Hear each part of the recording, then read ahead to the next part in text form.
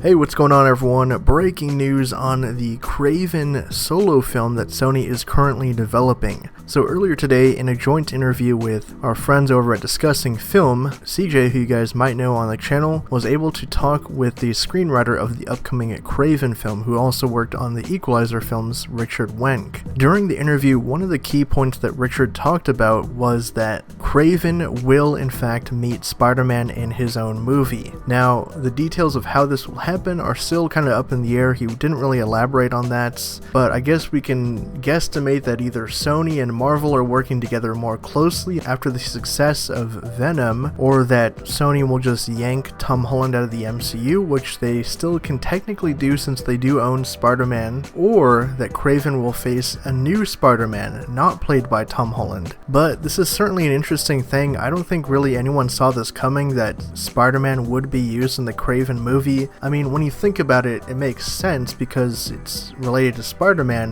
You know what I mean? He wasn't in Venom, so it's hard to say like what appearance Spider-Man could play into these Sony spin-off movies. But the fact that he would be in the Kraven movie is actually kind of cool. If it is Tom Holland's Spider-Man at least. I mean, if it's a new Spider-Man, that'd just be really confusing, I think, for audiences and stuff. But it seems like they are trying to do some kind of elements of, you know, the storylines that we know of when Kraven and Spider-Man face off. So what do you guys think about this? Post your thoughts down in the comments below, and for more updates on the Kraven movie and everything pop culture, be sure to subscribe to HN Entertainment.